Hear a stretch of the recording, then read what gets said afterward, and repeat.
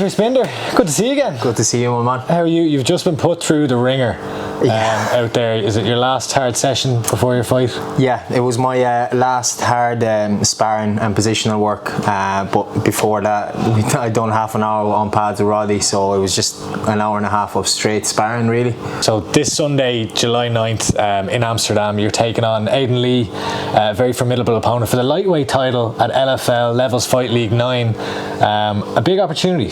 Yeah, look, this opportunity came in knocking on the door, so we took it in a heartbeat.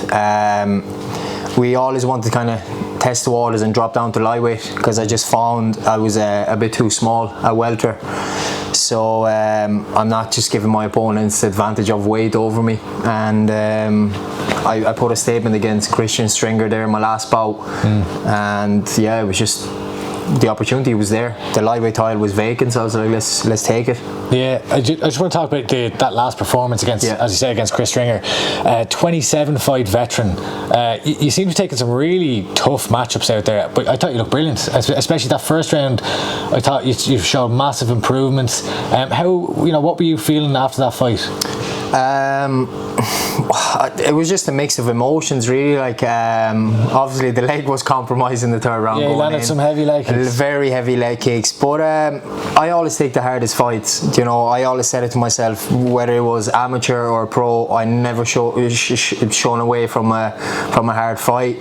So every single game, every single fight that I have, it's kind of a step up every single time. So obviously it was a big challenge for me against Christian, because I knew he was over 30 fights veteran, but like I said, it's my skill against his skill, and I'm up on the rise now. So if you're not taking the hardest fights now to see where you are and to get to the top, what's the point? Like, I'm not here for, do you know what I mean? I'm not here just to fill up the numbers. Give me the best guys and I'm going to take them. Yeah, and like, were you coming out of that one, are you happy with where you are? Like, are you seeing the things that you want to see from yourself in the cage? Yeah, 100%. I definitely see a big improvement in my striking, not just striking, but in my MMA all round. Like, I'm very confident on the feet, I'm very confident on the ground.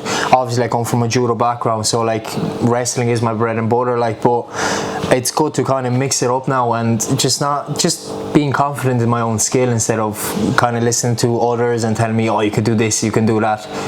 I'm a mixed martial artist now, like, you know, and I'm constantly evolving every single day in, day out. Yeah, like one of the things I noticed specifically, like we've seen your power before, we've seen you knock people out. Obviously you whipped out the judo throw at one point in the fight, but it was your head movements and your striking defense I was really kind of stood out to me. Is that something you've been working on a lot lately? Yeah, I've been working a lot with Owen for, like, I moved up here about a year and 4 months now over, but before that I was driving from Galway for 6 months, literally driving up every Tuesday after work and going back on the Friday night so I can go back into work. So that was my life literally for 6 months, and I was like, you know what, enough is enough, and I made the transition, moved up here, and I see leaps and bounds in my game, and yeah, I'm just improving day in and day out. Like I say to everyone, you get out what you put in, and I'm in here 6 days a week, every single day, 3 sessions a day, and it shows in my fights, you know. That's a tough slog, making that journey up and down. Like, I'd say that wasn't easy. No, it wasn't easy, but like I said it to my brother, I said it to everyone, like, because obviously all my family's back in Galway, all my friends are back in Galway, but I was like, I don't want to be sitting in a pub in 10-15 years time and be like, oh, I could have done this or I could have done that. At least I'm here now, I'm doing it, and if it works out, it works out. If it doesn't, fuck it, I tried it, like, you know. Yeah, you know, coming off that win, you mentioned there the decision to drop down to lightweight, was it based on being offered the title fight, or was this something that you had in the back of your mind already? I know you were saying you're kind of in between. Yeah, no, we sat down after, I think it was 3 fights ago, when I fought, I think it was when I fought Christian Valencia on Cage Fight Series, and the lads, they were all coming from like about 96, 97 kilos, and I was walking around 84, 85, dropping at 77, and it was so easy. And then before we made the decision, I was talking to my nutritionist Stephen Floyd, I was talking to my strength coach, I was talking to Paul and Owen. We all sat down and we were like, right, what do you think we should do? Obviously they were advising me on dropping to lightweight, but then in my head I'm like, oh, I'm gonna have to cut down all my chocolates, I'm gonna have to cut down this. It's a lot of commitment, but the thing is, they all know me. If I set my mind to something, I'll do it. And obviously there's sacrifices and stuff, but I'm just too small at welter. Like, I was kind of like in that limbo, like Kelvin Gastelum, between middleweight and welter, except in my case it was welter and lightweight. So yeah, I just feel like I'm just going to be so big at lightweight. What's the go-to chocolate when you're eating? Oh God, I'm going to start torturing you here. Probably Reese's. Reese's? Yeah, okay. I love it. I love peanut butter, like, and I had to cut out peanut butter completely for this cap, unfortunately. But yeah, I just love peanut butter, like. Right, well, maybe some peanut butter in a few weeks, but like, you know, when you're out there, I watched you hit the pads, I watched you do some positional rounds there. One of your last tough sessions, but like, you've got the added element of you know, fewer calories, dropping the weight down. When you're out there and the lads are putting you through your paces, what's going through your mind? It's very tough, like, but yet again, every session is very tough. This week is a bit harder because the calories has been cut a little bit. Obviously I'm still on a little bit of carbs at the moment, so I still have that power, but I've noticed even though I'm cutting weight, my strength remained the same. I still build in power, like, even in every single shot I'm landing, every single transition into wrestling, every jiu-jitsu, like, escape and stuff, my strength has just gone through the roof, because that was the one fear I was having. Like, I was like, oh, if I drop down to welter, if I drop down from welter to lightweight, will my strength be the same or will it just fade away? But my strength stayed because I was constantly doing the strength program and the conditioning program from my strength coach. So yeah, I'm very happy, like, where I am right now. I'm not too far away from the weight, and I'm not drained now. But I will be probably next week. The next few days might be a bit tougher. But like, this was the last hard session, the last hard sparring, literally an hour and a half straight, and I feel fresh as a daisy, and yeah, I'm just excited now. Yeah, obviously the man in charge, Mr. Owen Roddy, a legend of Irish MMA. I was chatting to your manager Paul Fogarty there, and I completely went over my head that Chris Stringer, that Roddy had actually faced him one of his first fights. Like, that's kind of a crazy story, and a changing of the guard. But like, to have someone like him in your corner, you know, you've obviously been working with Roddy for a number of years now. What's it like? It's just a privilege, really. Like, as you know, growing up, I was stuck between, like, playing football, playing hurling, rugby. I tried everything, like judo, and then looking up, I remember Conor first fought in Dublin that time, and I seen Roddy in his corner. I was like, oh, maybe one day I'll be getting coached by him. But like, I never thought it would actually happen. Like, you know, it was just kind of like that kid's dream and whatever. But look at me now, like, you know, he's in my corner, we're winning together, so I could say it's the dream team now, like, you know. Yeah, and like, you seem to be taking a very interesting path to me with your career. Like, you're taking tough fights, you're taking experienced opponents. This is another one, and we'll talk about Aiden Lee in a minute, but like, you know, we've already seen you go in against a UFC veteran in Rostam Makman, you put him out. We've seen you win titles in the Irish scene. We've seen you go in against an experienced guy in Chris Stringer. Like, what's the plan here? Like, are you going for UFC? Are you hoping for, you know, something on one of the like Bellator, PFL? When you look at the path that you're taking, what is the plan? The plan is, I always aim big. It's either go big or go home, as they say. You know, once, like, I'm not looking so far ahead at the moment. I'm just, because I've done that mistake before when I fought Roberto Pastuch, and I ended up losing the fight, and then I literally went into a dark place because I was looking too far ahead. I'm just taking one fight at a time, whether it's, like I said, whether it's the UFC, PFL, Bellator, whatever it is. I want to get on that big roster, big promotion, and fight the best guys out there. And the reason I'm taking the hard fights and I'm taking experienced guys is because, like I said, if you want to be the best, you got to take out the best. So it's pointless just find bums, because you're not going to get anywhere. Yeah, no, and like, fair play, because like, there's a lot of easier fights that you could be taking out there. You mentioned you were in a dark place there. Was it difficult to come out of that? Was it just, is it dealing with the loss? The mental side of that? Yeah, 100%. It was, you know, I was on such a high, winning five on the bounce, all by finishes. It was just great. And then I was like, oh, I'll just look past my opponent and this, and I was like, I'm going to knock him out in the first round as well and everything. But like I don't want to find excuses, but I was just, nothing was going right for me, like whether like the weight wasn't falling off me, even though it was still at 77, like, but the weight wasn't falling off me. There was missed flights, there was delays, there was this, that and the other, missing meals, you name it. But obviously that's, I don't want to use that as the excuses. I lost the fight and that was it. But yeah, it's just, I went to do a dark place for, I'll say 2-3 weeks. I didn't even want to train. I just went on binge eating because of that loss. I was like, oh, I don't even want to do MMA. Why am I doing this? And just it must mess with your mind, really, because like, this is something that you clearly really enjoy, you clearly love. You wouldn't dedicate your life to it otherwise. But at the same time, it's like, well, what am I getting out of this? If I'm, do you know what it was? It was more like the fact that, you see, every time I fight abroad, I always bring a very, very big crowd. Like even for this one, I have over like 50 something people flying over. My last, that time when I fought Roberto, I had about 50 something people fly over to Austria as well. And it was more the fact that I let all my friends and family down more than anything. Do you know what I mean? So I was like, they're all there when I'm winning and I'm all hyped up and all this shit, and then when I lost, everyone was there, and it was just weird. Do you know what I mean? Because you're so used to winning, and then all of a sudden you lose, and it's like, what happened here? Do you know, kind of way. But look, we moved on, we passed on from that. I ended up getting two wins on the bounce, impressive wins, and we just try and capitalize on the third one now. It's mad, because like fighters to me are some of the most mentally strong people, and like it's kind of mad for me to hear that, almost, because it's like all these people are traveling over to watch you because they love you. You know what I mean? It's not because you're winning or losing. It's just like they want to see you. But it's probably difficult to kind of convince yourself of that at times. You said you're in here 6 days a week, but you're not just in here 6 days a week. No. Mr. Aldi. You're still going? The face of Aldi. I'm a deputy manager over in the Navan store. I'm doing just under 40 hours. But so what's an average day like at the moment when you're training so frequently? So literally my day to day is I wake up at 5 o'clock in the morning. I'm in work for 5:45. I'm in there till 2, half 2, 3 o'clock, and then I come home.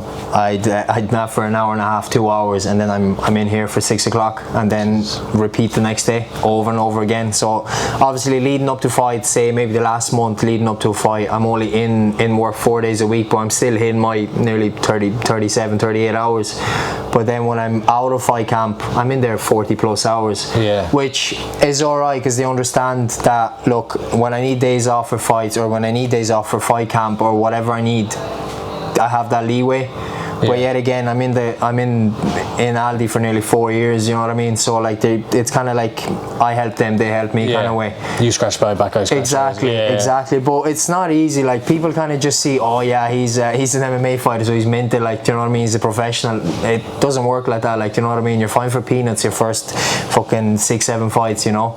And then hopefully once you get the big bucks, then I could leave Aldi then. But in the meantime, it's very hard to try and pay rent, try and run a car, run this, run that. Do you know what I mean? You have bills, so it's hard enough. Instagram versus reality.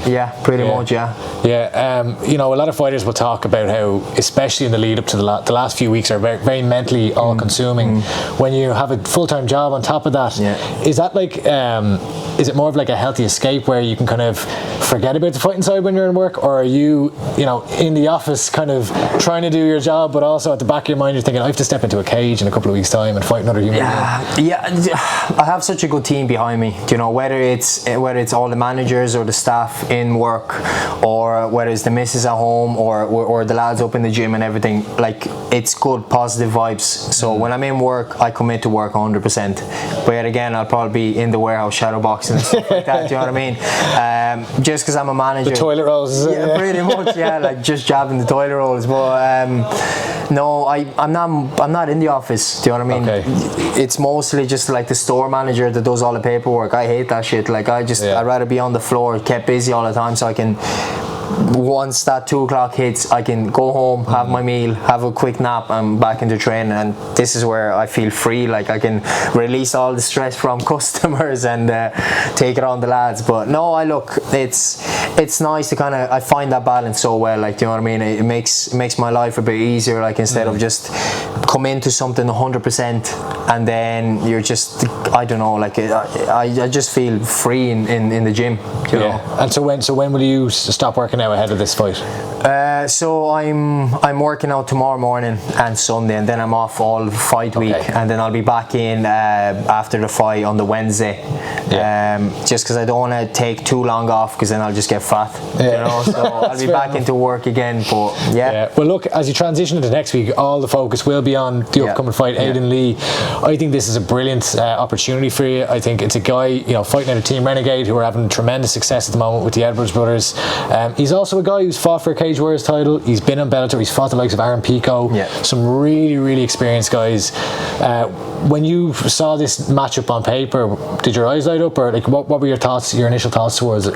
Yeah, I said it straight up. Like, we got offered 3-4 names. We said yes to every single one of them. Aiden Lee accepted. I accepted. So I was like, look, this is such an entertaining fight, not just for us, but for the fans out there. Like, do you know what I mean? It just sticks out. Like, you tell me another like domestic fight like that's not on UFC, Bellator, or Cage Wars or whatever that sticks out like our fight. It's a solid European fight. Do you know, it's just like, I'm not shying away, he's not shying away. I know for a fact we're going to go in there and poke the head of each other for 25 minutes if we have to. But yeah, it's just the better man will win, and that's it. Yeah, and like, do you let yourself think about the belt, or is it just purely on the fight? I don't care about the belt. The belt is just kind of the cherry on top. Like, obviously, at an amateur, they used to call me the belt collector because I collected every single belt around there. But obviously, the belt is good. It's like the cherry on top, and it's having a belt on the European the European circuit is great. But it's just, look at my CV then. Look, I bet this guy, I bet that guy, I bet that guy. Having Aiden Lee on that CV as well, it just looks so much better. Like, what areas do you think that he poses a threat to you? I'm not saying that he'll beat you, but like, where does he pose a threat to you? Like, I know, like, most of his finishes are all on the ground and everything, but like I said, I'm ready for whatever he takes. If it's on the ground, I'm willing to go to the ground. If it's on the feet, I'm willing to knock him on the feet. Like, it doesn't really bother me. I know what I worked on in the gym, and obviously everyone has their strong points and their weak points, so I'm just gonna play my game and nullify his game, and that's it. Yeah, and you know, assuming a win here this coming weekend against Aiden Lee, what do you hope that does for you as your next step in your career? I just want more doors to open, like, and people just kind of to realise that I've never took an easy fight, and hopefully I get that call for a big promotion instead of keep fighting on local and domestic and like smaller promotions. You know, like, it's great to fight on Viaplay and UFC Fight Pass and all that, but once you fight the multi-fight contract, that's when you know, look, I'm actually making it there now, and I don't have to work as much then in work, where I could actually sit back and maybe even do PTs. Do you know what I mean? And I know I have an income coming in. You know, your manager Paul is constantly saying that you're underrated. He was hounding me recently. He's like, why haven't you got him on the L triangle? Would you ever get him on? I'm like, Paul, we actually had him on a good few episodes ago. But he's saying this guy's underrated. Do you feel underrated in Irish MMA? You see, I don't really care. Like, I just play my game. I do what I do, because I'm not this guy on social media that goes trash talking and do this and that and the other. I do my talking in the cage, and I'm a fighter's fighter. People know who I am of the fights I've been in, the people I have fought.